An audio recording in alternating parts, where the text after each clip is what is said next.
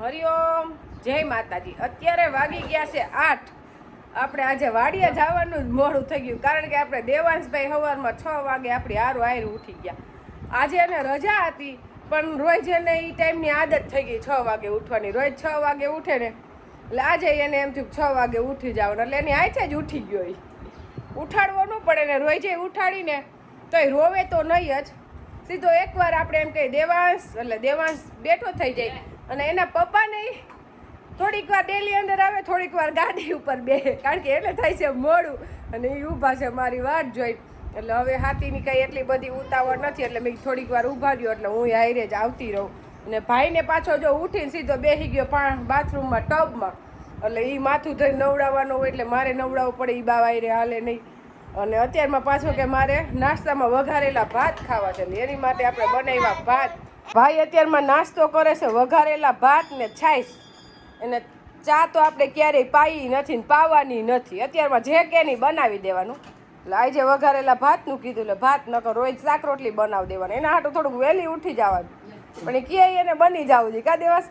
અને હાથી આપણે દેવાસ 1.5 વર્ષનો હતો ત્યારે લીધો છે, પણ હાથી બહુ કામ આવ્યો।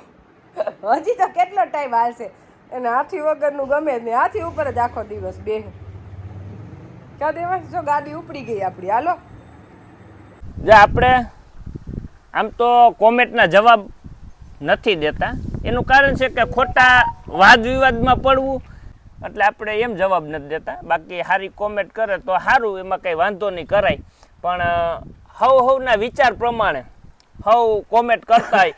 એક ભાઈ આપણે કોમેન્ટ કરી છે નાનજી બાપા વિશે, તો એને કોમેન્ટ કરી એનું આપણે જરીય દુઃખ નથી, બહુ સારું કહેવાય, કારણ કે આપણે એને એક સારો રસ્તો બતાવ્યો કે ભાઈ તમે નાનજી બાપાને હેરાન કરોમાં, એવું આપણે કીધું એ ભાઈ। કાંઈ વાંધો નહીં, આપણે એને કીધું તો એમાં આપણે એનું દુઃખય નથી, સારું કહેવાય, કારણ કે એને એવું થાય થોડુંક દુઃખ કે ભાઈ આ ઉંમરે નાનજી બાપા હાથી હાકે તો એ ન હાકે તો વધારે સારું, અને નાનજી બાપાની ચિંતા કરી એ બદલ એ ભાઈનો ખૂબ ખૂબ આભાર। પણ આપણે નાનજી બાપાને કોઈ જાતનું પ્રેશર નથી, જે કંઈ નાનજી બાપા કામ કરે ને એ એની રીતે કરે છે, અને આપણી વાડીએ તો ટીટોડીને બસા આવે છે ને એ દુઃખી નથી, એ મમરા ખાય છે ને મજા કરે છે। અને અત્યારે તો ભેગું રહેવું, એ તો બાપ દીકરાને રહેવું હોય તો રે, નકર નોય રહે। અને આપણે રાજગોર બ્રાહ્મણ છે, નાનજી બાપા કડવા પટેલ છે, એને ઠીક લાગે તો રે, એ તો કાંઈ વહી જાય, કાંઈ એને હું બાંધી ન શકું નાનજી બાપા તમે અહીંયા રહ્યો ને રહ્યો, એ તો એકબીજાને મેળ આવે તો રે, નકર નાનજી બાપા વહી જાય, એ તો એના મનના માલિક છે। એટલે નાનજી બાપાને આપણે કોઈ જાતનું કામ કરાવતા નથી, કોઈ જાતનું પ્રેશર નથી। નાનજી બાપાને આપણે વરહમાં 10 ભરે પૂછી કે નાનજી બાપા તમારે થાય ને એ જ કામ કરવું, બાકી તમારી રીતે મૂકી દેવું કે બેસી જવું કે ના પાડી દેવી, એટલે નાનજી બાપા આવે એનો અભિપ્રાય દે। એમાં એવું છે પરેશ, જો કામ તો કરવું જ પડે, કામ ન કરી તો શરીર છે ને બેઠા બેઠા બગડે। ભલે થોડા જાજુ કરાય, ઓછા થાય, તો કામ તો કરવું જોઈએ, કામ કરી તો જ ખોરાક લેવાય અને શરીરે સારું રહે, એટલે કે એમનેમ તો બેઠા બેઠા તો બધી નળી બ્લોક થઈ જાય હોતે, સમજા।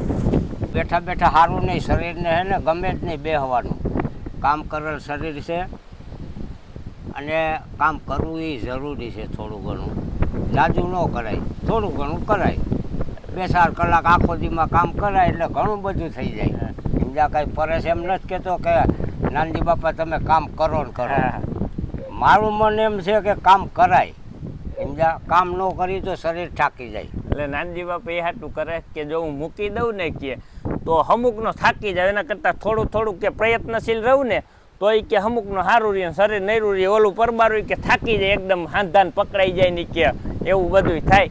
એટલે મેં કીધું નાનજી બાપાને કીધું થાય તો જ કરવાનું, નકર આપણે ફરજિયાત કંઈ નથી, મૂકી દેવાનું। હા 2 દી હોય આપણે, જો એ 2 દી બપોર લગી, એક દી આયકું ને એક દી બપોર લગી કાંઈ આયકું, 2 દી પૂરું થઈ ગયું હાથ।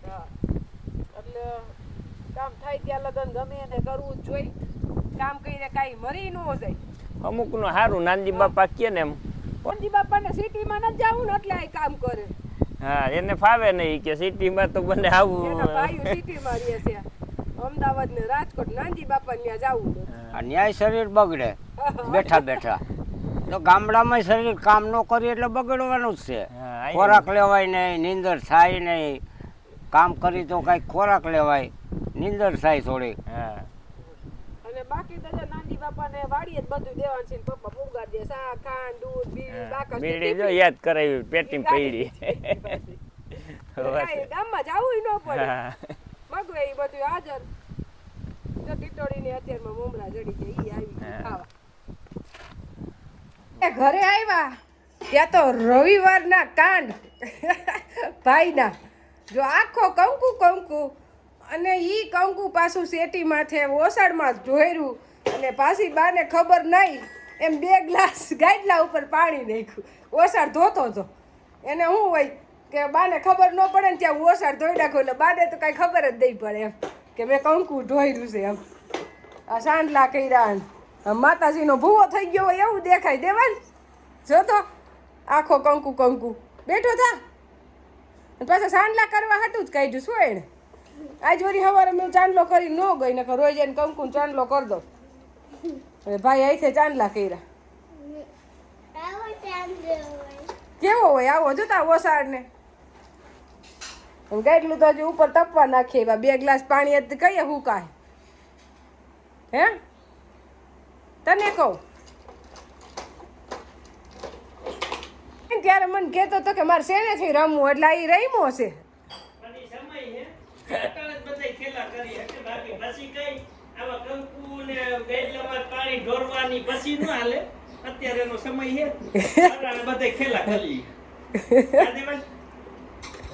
હવે કરતો દે ઈ તાર પપ્પા સમય માનશે હું નહીં માનું સમયમાં.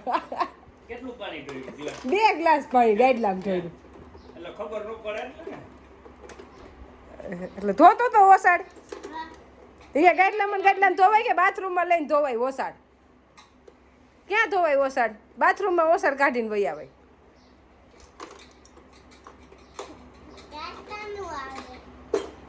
ઓસાડ કાઢતા ન આવે.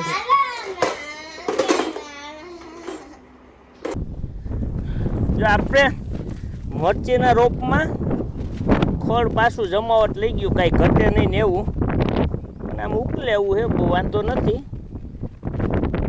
પણ મેન પ્રશ્ન જો હોય ને કોઈ તો હવે આપણા માટે તો જોઈને તો વરસાદનો છે, કારણ કે વરસાદ નથી અને આપણો રોપ નહીં નાખી એમ થઈ ગયો. ત્યાર જો 2 દીમાં 3 દીમાં વરસાદ થઈ ગયો તો સોંપાઈ જાત, પણ હવે થયો નહીં, આપણા ભાઈ ગયા એટલે આપણે જાળવી ગયા, કારણ કે આ વસ્તુ છે ને હોના જેવી છે, બીજો કોઈ ઓપ્શન જ નથી, જાળવવું જ પડે. અને આ વસ્તુ હોના જેવી છે. પાછી જો ફેલ થાય ને મળે નહીં અને ફેલ થવાની શક્યતા જાજી રહે એમ, કારણ કે વરસાદ ન થાય તો આ બગડવાની જ બીક રહે. અને તો વાતાવરણ એકદમ ભેજવાળું જોઈએ અને ભેજ જોઈને પાછું ટપક પદ્ધતિ જોઈએ, ટપક પદ્ધતિ ન હોય તોય ફેલ થઈ જાય. અને આપણે ધામધૂમ મરસી ઉપર જ હોય, કારણ કે એમાં નક્કી ન હોય કેટલે વીઘો પૂગે. એ 60,000 નો થાય ને 1.5-2 લાખ નો થાય, એટલે નજર આની માથે રાખીને બેઠા હોય. આપણે કઈ નવીન કામ કરવું હોય તો પછી ખાઈ પીને તો મગફળીમાં આપણે હાલે એમ જલસા કરી નહીં.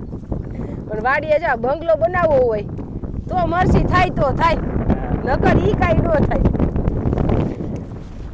અને ઓણ પાછી આપણે મરસી જાજી વવરાવી છે. મને મરસી ઓછી વાવે નહીં ગમે નહીં, પોર જ મારું મહિના નહીં. 4 મહિના વખત તો મેળ આવી જાય, 9 મહિના.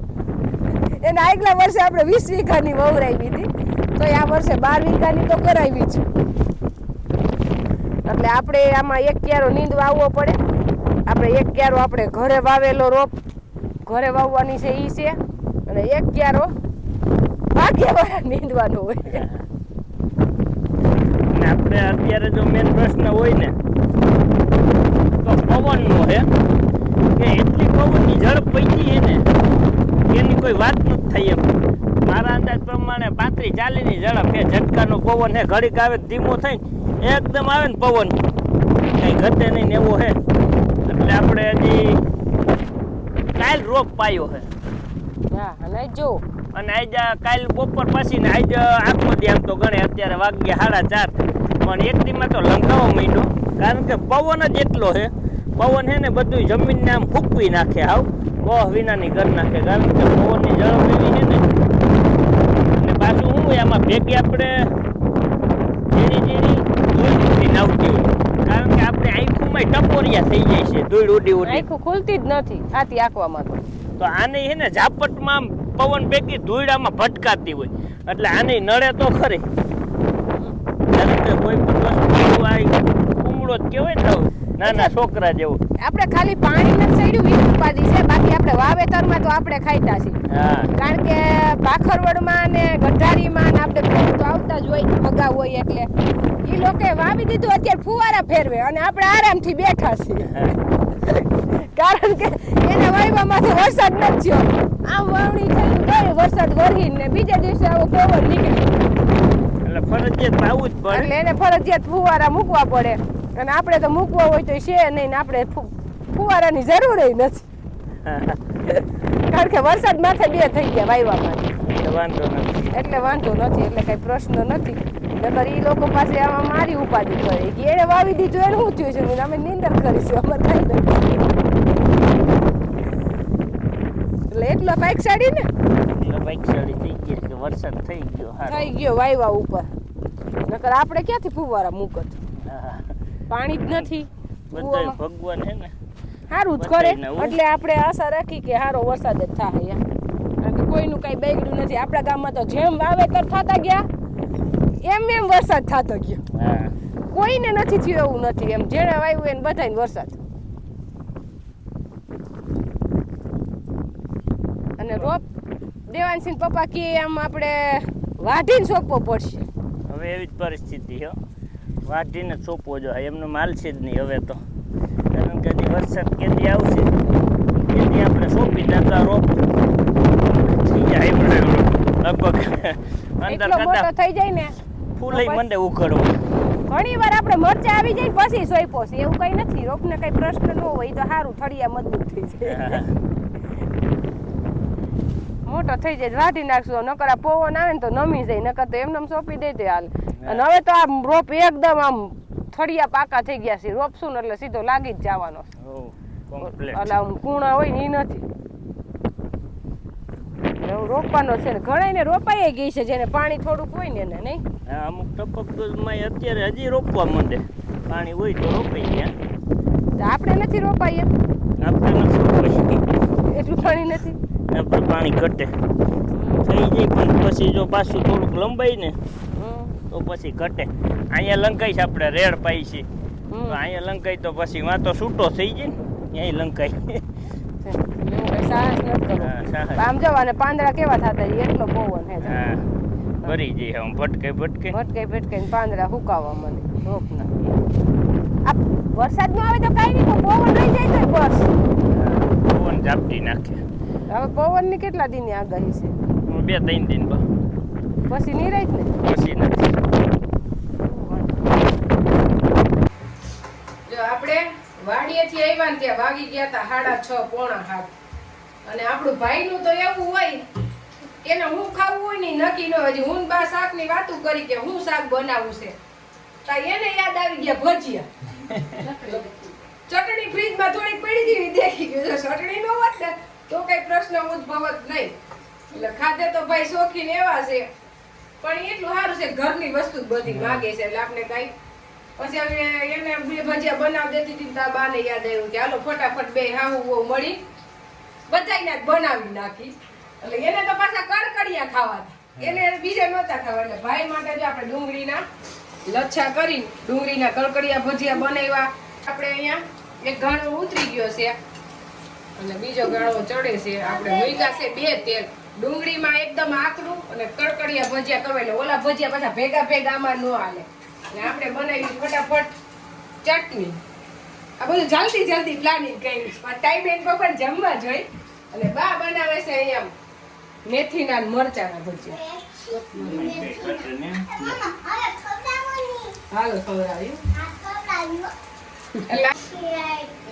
એટલે આજે તો છે ને મેં ને બાએ ભેગા મળીને ભજીયા બનાવ્યા બે ભજીયા હારવાય ચાલી એમાં ડુંગળીના ભજીયા છે ને એ તો કઈ ઘટે ને મનગુરીના એ તો મને કઈ ઘટે ને એવા જ ભાવે ભલે ફૂલવણી ભાવે પણ આને તો ભોગે જ નહીં હો. એમાં આ ચાલુ વરસાદ હોય અને ડુંગળીના આવી રીતના ભજીયા ખાઈને એવી મજા આવે. હા, એમાં આમાં કઈ- ખાલી મીઠું, આદુ ને લીંબુ હા. અને ડુંગળી, બીજું કાંઈ નાખવાનું નહીં તો જ કરકડિયા થાય. પછી આમાં ઓલા સાજીના ફૂલ નાખીને તો ભજીયા કરકડિયા થાય નહીં. હા. મને યાદ આ ભાઈએ કરાવ્યા અચાનક કે મને કરકડિયા ખાવા એટલે ચાલુ થઈ ગયું. હાલો હાલો હાલો ખાઈ જા. હાલો બેહી જા.